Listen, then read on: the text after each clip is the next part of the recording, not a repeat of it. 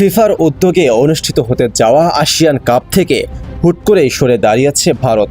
আর এতেই খুলে গেছে বাংলাদেশের সম্ভাবনার এক বিশাল দুয়ার।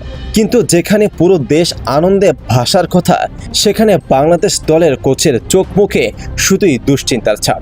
হঠাৎ কি এমন ঘটল যার জন্য সুযোগ পাওয়ার পরও চরম হতাশ লাল সবুজের কোচ? 24 সেপ্টেম্বর থেকে 3 অক্টোবর ইন্দোনেশিয়ায় বসতে যাচ্ছে ফিফা এশিয়ান কাপ। ভারত সরে দাঁড়ানোয় ইন্দোনেশিয়া, মালয়েশিয়া ও সিঙ্গাপুরের মতো শক্তিশালী দলগুলোর বিপক্ষে খেলার সুযোগ এসেছে বাংলাদেশের সামনে। বাফুফেও একে দেখছে বড় এক মাইলফলক হিসেবে।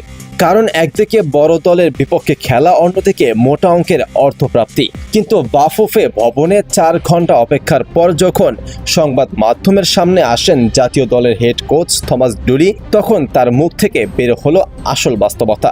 আসন্ন সাফ চ্যাম্পিয়নশিপের আগে কিরগিজস্তানের টুর্নামেন্ট বাদ দিয়ে এশিয়ান কাপে খেলাটা যেন কোচ ডুলির জন্য অনেকটা ঢেকে গেলার মতো। কিন্তু কেন?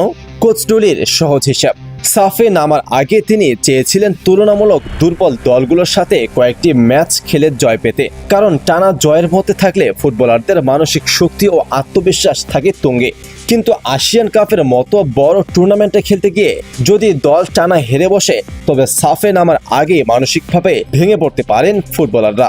শুধু মানসিক ধাক্কাই নয়, আসল সংকটটা ফুটবলারদের ফিটনেসে।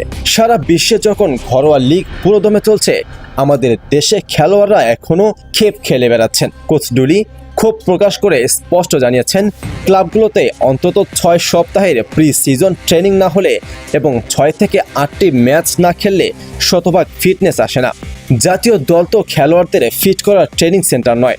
কোচ চেয়েছিলেন টুর্নামেন্টের আগে অন্তত 4 সপ্তাহের একটি ক্যাম্প করতে। কিন্তু ঘরোয়া লিগের এই সূচির গ্যারাকলে পড়ে ভেস্তে গেছে সেই পরিকল্পনাও। এখনও এশিয়ান কাপে খেলা কাগজে কলমে শতভাগ নিশ্চিত নয়। তবে সুযোগ এলেও কোচের অসম্মতি আর প্রিপারেশনের অভাবের এই বড় টুর্নামেন্ট শেষ পর্যন্ত বাংলাদেশের জন্য আশীর্বাদ হবে নাকি তৈরি করবে বড় বিপর্যয়, তা নিয়ে থেকে যাচ্ছে মস্ত বড় প্রশ্নচিহ্ন।